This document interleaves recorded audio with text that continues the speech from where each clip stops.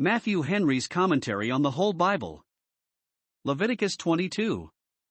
In this chapter we have divers laws concerning the priests and sacrifices, all for the preserving of the honor of the sanctuary. 1. That the priests should not eat the holy things in their uncleanness, verses 1-9. 2. That no stranger who did not belong to some family of the priest should eat of the holy things, verses 10-13, and, if he did it unwittingly, he must make restitution, verses 14-16. 3. That the sacrifices which were offered must be without blemish, verses 17-25. 4. That they must be more than 8 days old, verses 26-28, and that the sacrifices of thanksgiving must be eaten the same day they were offered, verse 29, etc. Laws concerning the priests, 1490 BC. 1. And the Lord spake unto Moses, saying, To speak unto Aaron and to his sons, that they separate themselves from the holy things of the children of Israel, and that they profane not my holy name and those things which they hallow unto me. I am the Lord. 3. Say unto them, Whosoever he be of all your seed among your generations, that goeth unto the holy things, which the children of Israel hallow unto the Lord, having his uncleanness upon him, that soul shall be cut off from my presence. I am the Lord. For what man soever of the seed of Aaron is a leper, or hath a running issue, he shall not eat of the holy things, until he be clean. And whoso toucheth any thing that is unclean by the dead, or a man whose seed goeth from him. 5. Or whosoever toucheth any creeping thing, whereby he may be made unclean, or a man of whom he may take uncleanness, whatsoever uncleanness he hath. 6. The soul which hath touched any such shall be unclean until even, and shall not eat of the holy things, unless he wash his flesh with water. 7. And when the sun is down, he shall be clean, and shall afterward eat of the holy things, because it is his food. 8. That which dieth of itself, or is torn with beasts, he shall not eat to defile himself therewith. I am the Lord. 9. They shall therefore keep mine ordinance, lest they bear sin for it, and die therefore, if they profane it. I the Lord do sanctify them. Those that had a natural blemish, though they were forbidden to do the priest's work, were yet allowed to eat of the holy things, and the Jewish writers say that to keep them from idleness they were employed in the woodroom to pick out that which was worm-eaten, that it might not be used in the fire upon the altar. They might also be employed in the judgment of leprosy, but 1. Those that were under any ceremonial uncleanness, which possibly they contracted by their own fault, might no so much as eat of the holy things while they continued in their pollution. 1. Some pollutions were permanent, as a leprosy or a running issue, verse 4.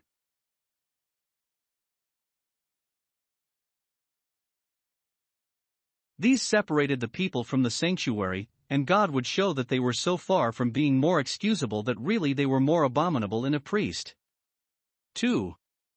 Others were more transient, as the touching of a dead body or anything else that was unclean, from which, after a certain time, a man was cleansed by bathing his flesh in water, verse 6. But whoever was thus defiled might not eat of the holy things, under pain of God's highest displeasure, who said, and ratified the saying, that soul shall be cut off from my presence, verse 3. Our being in the presence of God, and attending upon him, will be so far from securing us that it will but the more expose us to God's wrath, if we dare to draw nigh to him in our uncleanness. The destruction shall come from the presence of the Lord, 2 Thessalonians 1 verse 9, as the fire by which Nadab and Abihu died came from before the Lord. Thus those who profane the holy word of God will be cut off by that word which they make so light of. It shall condemn them. They are again warned of their danger if they eat the holy thing in their uncleanness, v. 9, lest they bear sin, and die therefore. Note 1. Those contract great guilt who profane sacred things, by touching them with unhallowed hands. Eating the holy things signified an interest in the atonement, but if they ate of them in their uncleanness, they were so far from lessening their guilt that they increased it. They shall bear sin. 2. Sin is a burden which, if infinite mercy prevent not, will certainly sink those that bear it. They shall die therefore. Even priests may be ruined by their pollutions and presumptions. 2. As to the design of this law we may observe, 1. This obliged the priests carefully to preserve their purity, and to dread everything that would defile them. The holy things were their livelihood. If they might not eat of them, how must they subsist? The more we have to lose of comfort and honor by our defilement, the more careful we should be to preserve our purity. 2. This impressed the people with a reverence for the holy things, when they saw the priests themselves separated from them, as the expression is, verse 2, so long as they were in their uncleanness. He is doubtless a God of infinite purity, who kept his immediate attendants under so strict a discipline. 3. This teaches us carefully to watch against all moral pollutions, because by them we are unfitted to receive the comfort of God's sanctuary. Though we labor not under habitual deformities, yet actual defilements deprive us of the pleasure of communion with God, and therefore he that is washed needeth to wash his feet, John 13 verse 10, to wash his hands, and so to compass the altar, Psalm 26 verse 6. Herein we have need to be jealous over ourselves, lest, as it is observably expressed here, we profane God's holy name in those things which we hallow unto him, verse 2. If we affront God in those very performances wherein we pretend to honor him, and provoke him instead of pleasing him, we shall make up but a bad account shortly, yet thus we do if we profane God's name, by doing that in our uncleanness which pretends to be hallowed to him. 10. There shall no stranger eat of the holy thing, a sojourner of the priest, or an hired servant, shall not eat of the holy thing. 11. But if the priest buy any soul with his money, he shall eat of it, and he that is born in his house, they shall eat of his meat. 12. If the priest's daughter also be married unto a stranger, she may not eat of an offering of the holy things. 13. But if the priest's daughter be a widow or divorced, and have no child, and is returned unto her father's house, as in her youth, she shall eat of her father's meat, but there shall no stranger eat thereof. 14. And if a man eat of the holy thing unwittingly, then he shall put the fifth part thereof unto it, and shall give it unto the priest with the holy thing. 15. And they shall not profane the holy things of the children of Israel, which they offer unto the Lord. 16. Or suffer them to bear the iniquity of trespass, when they eat their holy things, for I the Lord do sanctify them. The holy things were to be eaten by the priests and their families. Now, 1. Here is a law that no stranger should eat of them, that is, no person whatsoever, but the priests only, and those that pertain to them, verse 10. The priests are charged with this care, not to profane the holy things by permitting the strangers to eat of them, verse 15, or suffer them to bear the iniquity of trespass, verse 16, that is, suffer them to bring guilt upon themselves, by meddling with that which they have no right to. Thus it is commonly understood. Note, we must not only be careful that we do not bear iniquity ourselves, but we must do what we can to prevent others bearing it. We must not only not suffer sin to lie upon our brother, but if we can help it, we must not suffer it to come upon him. But perhaps there is another meaning of those words. The priests eating the sin offerings is said to signify their bearing the iniquity of the congregation to make an atonement for them, chapter 10 verse 17. Let not a stranger therefore eat of that holy thing particularly, and so pretend to bear the iniquity of trespass, for it is daring presumption for any to do that, but such as are appointed to do it. Those that set up other mediators besides Christ our priest, to bear the iniquity of trespass, sacrilegiously rob Christ of his honor, and invade his rights.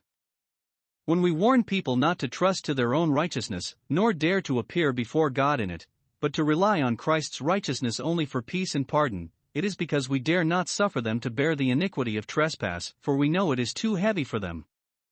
2. Here is an explanation of the law, showing who were to be looked upon as belonging to the priest's family, and who not. 1.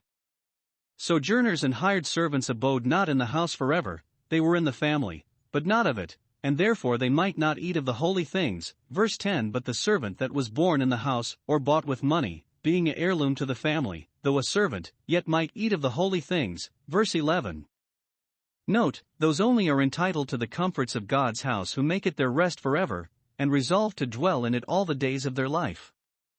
As for those who for a time only believe, to serve a present turn, they are looked upon but as sojourners and mercenaries, and have no part nor lot in the matter. 2. As to the children of the family, concerning the sons there could be no dispute, they were themselves priests, but concerning the daughters there was a distinction. While they continued in their father's house they might eat of the holy things, but, if they married such as were not priests, they lost their right, verse 12, for now they were cut off from the family of the priests. Yet if a priest's daughter became a widow, and had no children in whom she might preserve a distinct family, and return to her father's house again, being neither wife nor mother, she should again be looked upon as a daughter, and might eat of the holy things. If those whom Providence has made sorrowful widows, and who are dislodged from the rest they had in the house of a husband, yet find it again in a father's house, they have reason to be thankful to the widow's God, who does not leave them comfortless. 3. Here is a demand of restitution to be made by him that had no right to the holy things, and yet should eat of them unwittingly. Verse 14. If he did it presumptuously, and in contempt of the divine institution, he was liable to be cut off by the hand of God, and to be beaten by the magistrate, but, if he did it through weakness and inconsideration, he was to restore the value, adding a fifth part to it, besides which he was to bring an offering to atone for the trespass. See chapter 5 verses 15 and 16. 3. This law might be dispensed with in a case of necessity, as it was when David and his men ate of the showbread, 1 Samuel 21 verse 6. And our Savior justifies them, and gives a reason for it, which furnishes us with a lasting rule in all such cases, that God will have mercy and not sacrifice. Matthew 12 verses 3 and 4 and 7. Rituals must give way to morals. For, it is an instruction to gospel ministers, who are stewards of the mysteries of God, not to admit all, without distinction, to eat of the holy things, but to take out the precious from the vile. Those that are scandalously ignorant or profane are strangers and aliens to the family of the Lord's priests, and it is not meet to take the children's bread and to cast it to such. Holy things are for holy persons, for those who are holy, at least, in profession. Matthew 7 verse 6. Laws concerning sacrifices, 1490 BC. 17 And the Lord spake unto Moses, saying, 18 Speak unto Aaron, and to his sons, and unto all the children of Israel, and say unto them, whatsoever he be of the house of Israel, or of the strangers in Israel, that will offer his oblation for all his vows, and for all his freewill offerings, which they will offer unto the Lord for a burnt offering, 19 Ye shall offer at your own will a male without blemish, of the beeves, of the sheep, or of the goats. 20 But whatsoever hath a blemish, that shall ye not offer, for it shall not be acceptable for you. 21 And whosoever offereth a sacrifice of peace offerings unto the Lord to accomplish his vow, or a freewill offering in beeves or sheep, it shall be perfect to be accepted, there shall be no blemish therein.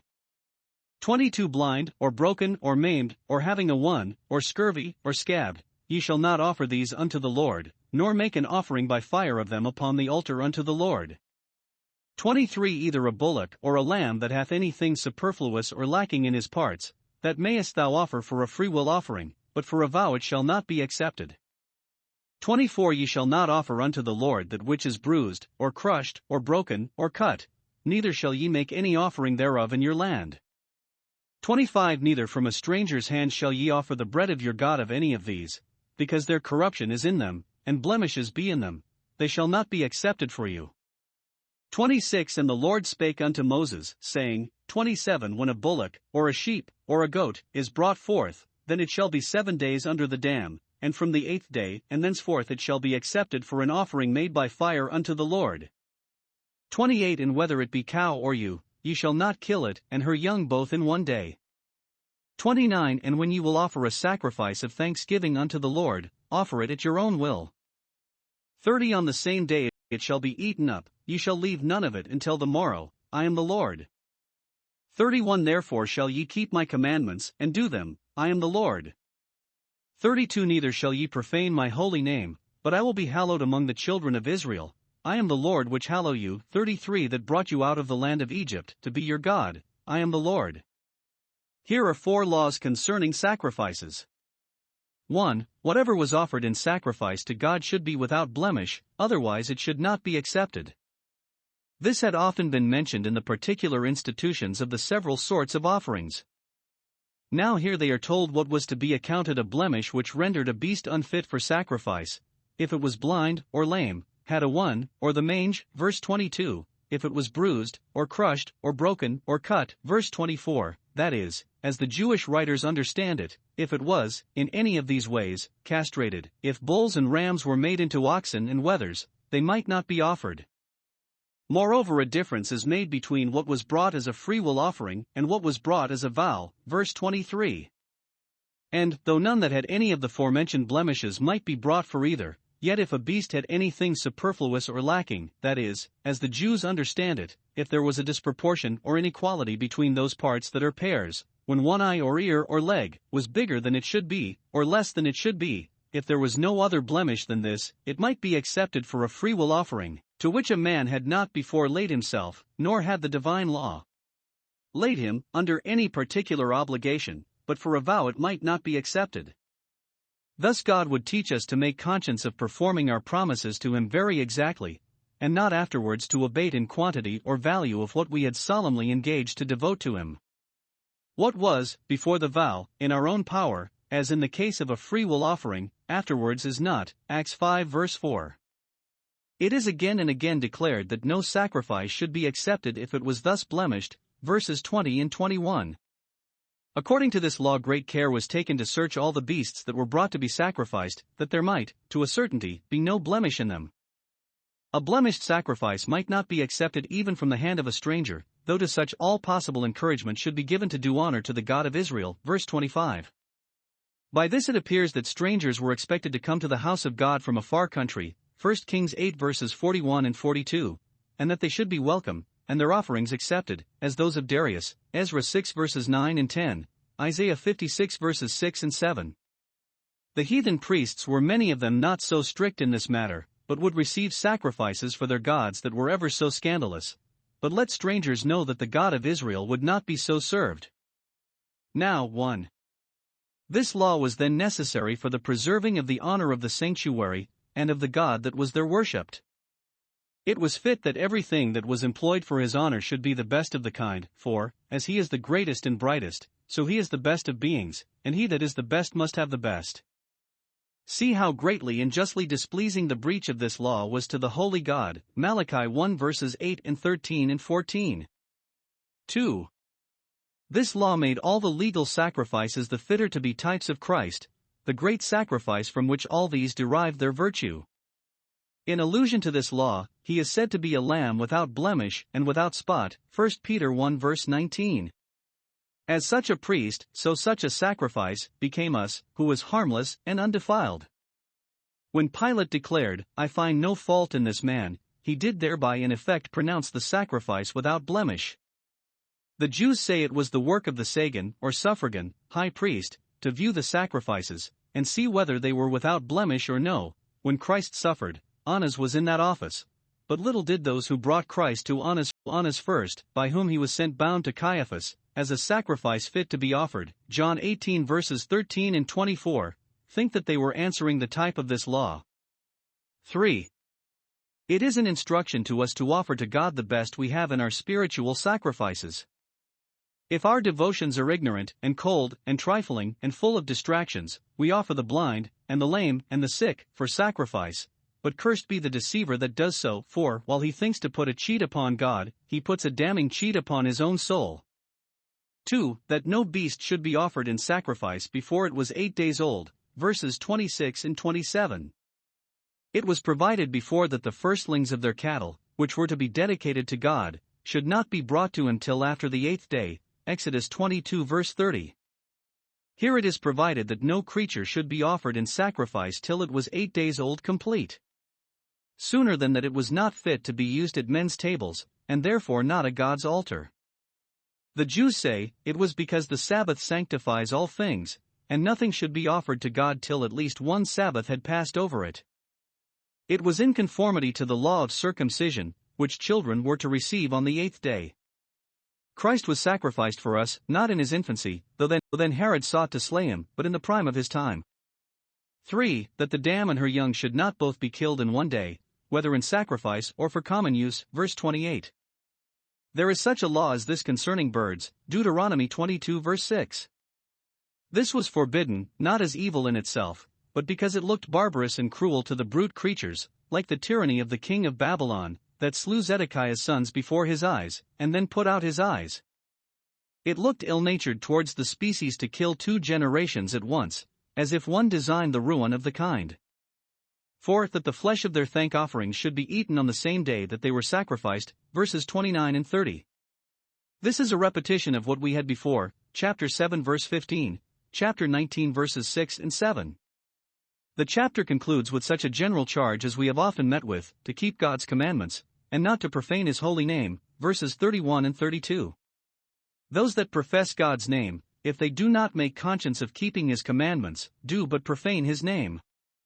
The general reasons are added: God's authority over them, I am the Lord; his interest in them, I am your God; the title he had to them by redemption, I brought you out of the land of Egypt, on purpose that I might be your God; the designs of his grace concerning them, I am the Lord that hallow you; and the resolutions of his justice, if he had not honor from them, to get himself honor upon them, I will be hallowed among the children of Israel. God will be a loser in his glory by no man at last, but sooner or later will recover his right, either in the repentance of sinners or in their ruin.